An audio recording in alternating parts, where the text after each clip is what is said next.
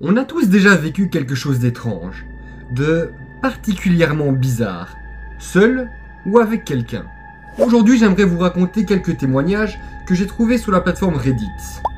Let's Not Meet. 3 histoires où les personnes ont croisé des gens vraiment chelous.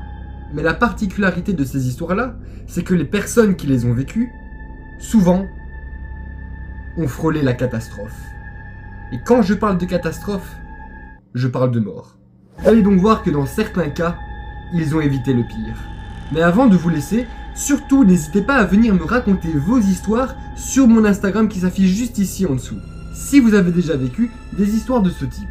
Alors avant de vous lancer 3 histoires bien flippantes en pleine face, je te propose de t'abonner juste ici sans oublier la petite cloche de notification qui se trouve juste derrière, c'est super important. Et de lâcher le petit pouce bleu en bas de la vidéo, ça fait super plaisir. Et on peut directement passer aux 3 threads d'horreur. Je vais vous raconter l'histoire que Johan a vécue le dimanche 29 octobre 2022, quand Johan avait 26 ans.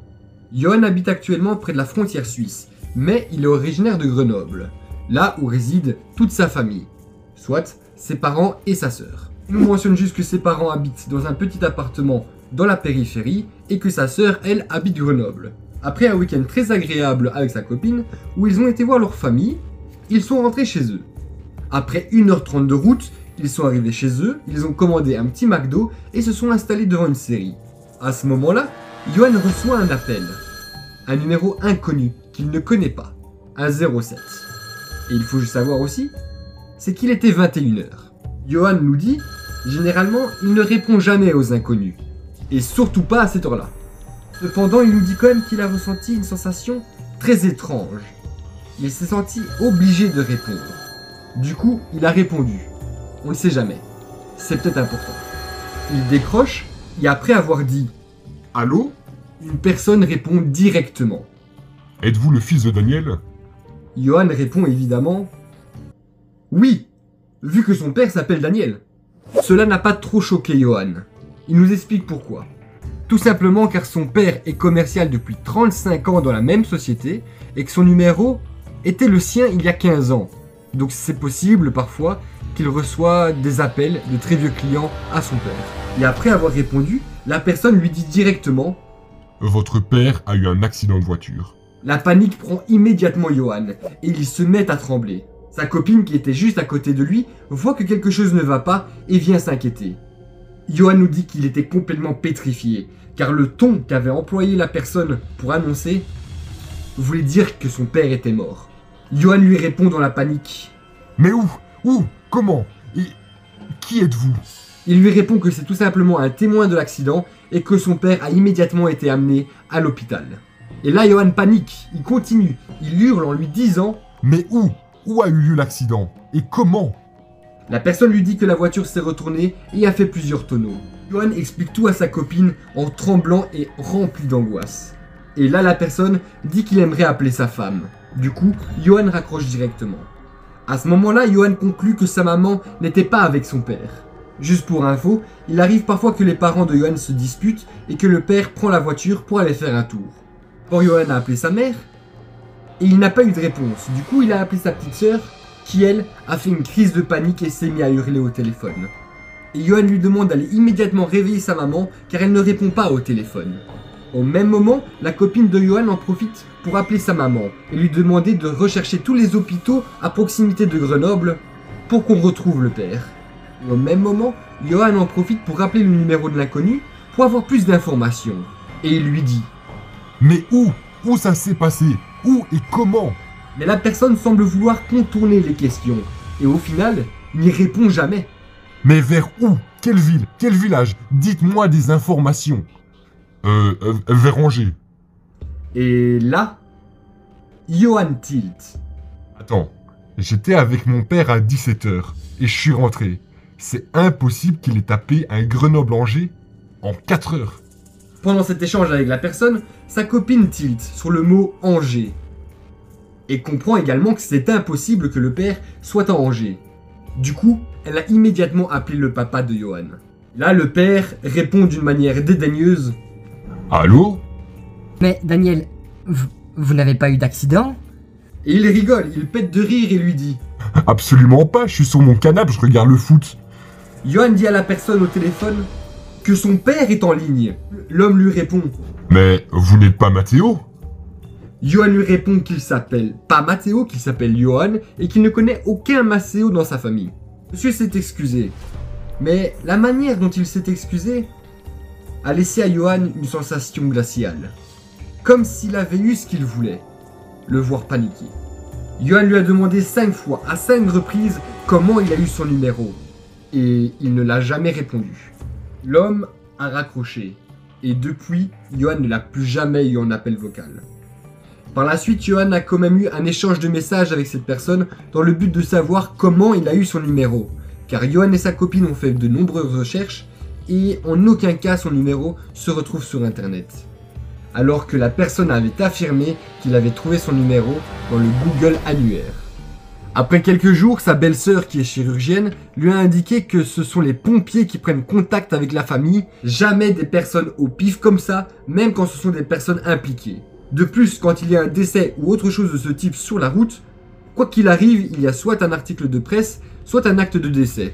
Mais Johan n'a rien trouvé de tout ça. Johan nous dit qu'il a essayé de rappeler le numéro une semaine plus tard, mais ce numéro n'était plus attribué.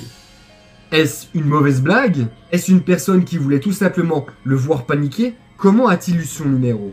Rien qu'en écrivant ce témoignage et en se remémorant ces moments, Johan en a des frissons.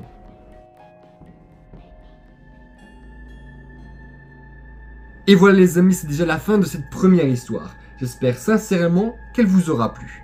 Si c'est le cas, n'hésite pas à lâcher le petit pouce bleu en bas de la vidéo. Et tu peux également y laisser un petit commentaire, ça fait super plaisir. Et on peut directement passer à la deuxième histoire, c'est parti.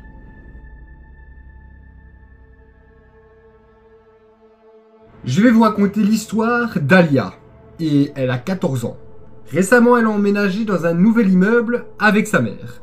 Cet appartement contient 4 étages, il y a des escaliers et un ascenseur. Comme tout appartement. Il faut savoir qu'elle est très sensible à tout ce qui est mauvaise onde. Et qu'en arrivant dans cette nouvelle résidence, que ce soit la nuit ou en journée, elle ne se sentait pas spécialement à l'aise. Ni dans les escaliers, ni dans les couloirs. Elle se sentait comme observée. Mais avec le temps, elle n'y prête pas plus attention que ça. Avec toutes les enquêtes criminelles et les threads d'horreur qu'elle regarde depuis quelques mois, elle pense qu'elle devient quand même un petit peu parano. Et un jour, l'ascenseur était en panne. Elle était donc obligée de prendre les escaliers venant du 4e étage vers le rez-de-chaussée. Et ça, elle le sentait plutôt mal. Sa mère lui a gentiment demandé de descendre les poubelles, donc Alia a dû faire un léger détour vers le sous-sol avant d'aller en cours. Et elle est donc descendue. Au sous-sol, la lumière n'est pas automatique. Elle s'allume avec différents interrupteurs, qui se trouvent dans le local poubelle, sur le parking et à côté de l'ascenseur. Ce matin-là, donc elle sort de l'ascenseur, elle allume la lampe et fait quelques pas pour avancer. Et immédiatement, la lampe s'éteint. Pour le coup, elle bug, elle stresse, car elle avait quand même quelques appréhensions avant de descendre. Là, elle est toute seule, et s'il lui arrive quelque chose, il n'y a aucun témoin. Elle retourne donc vers l'ascenseur pour allumer la lumière. Elle parcourt le parking très vite, dépose la poubelle et trace son meilleur sprint vers l'ascenseur pour sortir du sous-sol. Pendant 2 semaines, plus rien ne se passe. D'ailleurs, elle n'en avait même pas parlé avec sa maman, car elle trouvait ça inutile et ridicule. Et surtout que ça pouvait être tout simplement un problème défectueux des lampes, et que ça ne valait absolument pas la peine d'en discuter. Mais le jour où les choses se sont réellement passées, se passe seulement 2 semaines après cet incident. La maman d'Alia lui avait gentiment demandé à nouveau de sortir les poubelles. Chose qu'Alia a dû faire, mais pas spécialement sereinement. Comme la dernière fois, Alia sort de l'ascenseur, mais cette fois elle ne bouge pas. Elle reste plantée là quelques secondes, juste pour écouter. Elle n'entend rien, donc elle avance vers le local poubelle pour y déposer le sac. Et en retournant vers l'ascenseur, la lumière s'éteint, comme il y a 2 semaines. Mais cette fois, Alia est persuadée d'avoir entendu le bruit de l'interrupteur. Et pour le coup, le bruit venait de derrière elle, donc du local poubelle.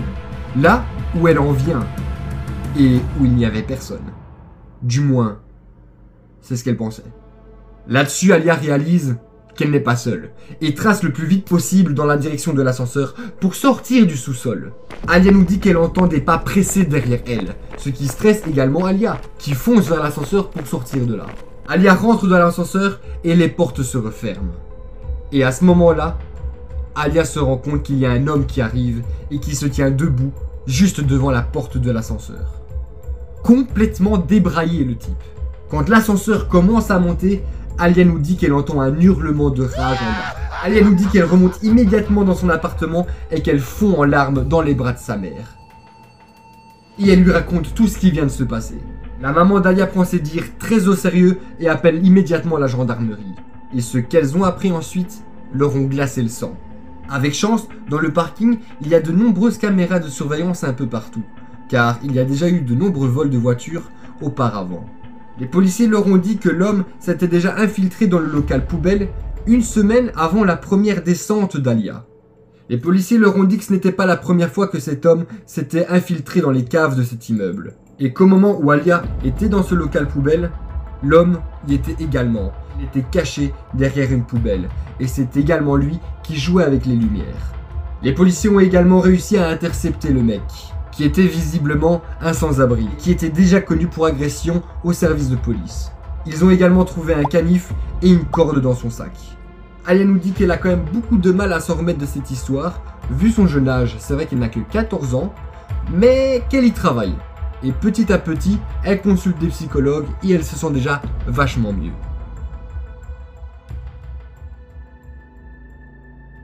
Et voilà les amis, c'est déjà la fin de cette deuxième histoire. J'espère qu'elle vous aura plu. Si c'est le cas, n'hésite pas à lâcher ton petit pouce bleu en bas de la vidéo et à me dire ce que tu en as pensé dans l'espace des commentaires. Et on peut directement passer à la troisième et dernière histoire. C'est parti.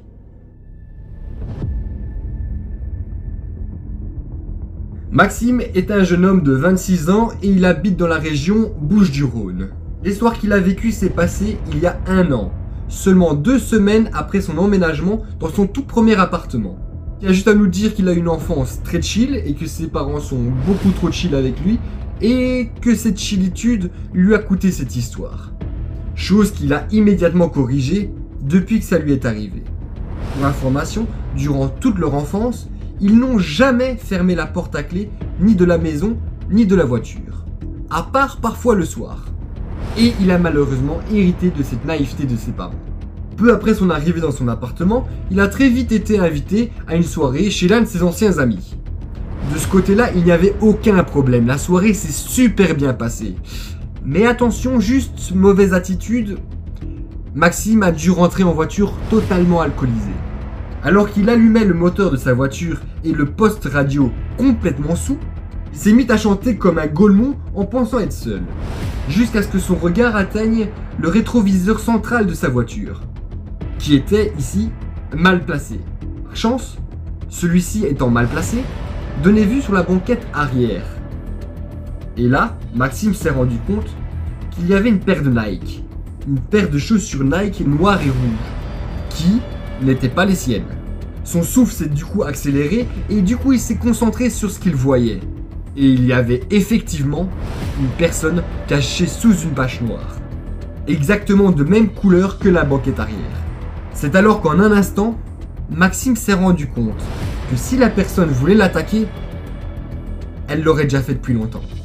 Donc la meilleure solution était de réagir comme si de rien n'était. Maxime nous dit qu'il voulait absolument faire croire qu'il n'avait rien remarqué. Avec tout le stress qui vient de monter et le gros taux d'alcool qu'il a dans le sang, Maxime commence à avoir de grosses crampes au ventre. C'est donc peut-être grâce à l'alcool et au fait qu'il soit complètement saoul qu'il en profite pour tourner ça à son avantage et se relâcher. Preuve de plus pour que l'inconnu juste derrière lui voit qu'il est vraiment à l'aise et pense qu'il croit qu'il est tout seul. Ainsi, il a chanté totalement bourré tout en lâchant allègrement ses meilleures caisses, asphyxiant un parfait inconnu pendant 20 minutes. Maxime nous dit par ailleurs qu'à plusieurs reprises, il a vu la paire de chaussures Nike bouger sur la banquette arrière. Peut-être que l'odeur de son cul l'avait atteint. En revenant chez lui, et après s'être garé, Sans perdre un seul instant, Maxime est sorti de la voiture et a verrouillé les portes. Tout en même temps, un homme surgit de la banquette arrière, tout en hurlant, en criant, en comprenant qu'il venait de se faire enfermer. Il a sûrement dû se rendre compte que Maxime était totalement paniqué. Il a ensuite essayé d'ouvrir les portes à gauche et à droite, mais rien n'y fait, elles étaient fermées. Il s'est empressé de rentrer immédiatement chez lui afin d'avertir la police. À leur arrivée, ils sont tombés sur la vitre du coffre totalement pété, et personne à l'intérieur. Les policiers lui ont simplement dit qu'ils ont retrouvé des traces de couteau, chose qui lui a permis de se rendre dans le coffre et casser la vitre. Ce qui veut dire donc, c'est que l'homme était bel et bien armé. Sain et sauf, voilà comment Maxime nous raconte son histoire.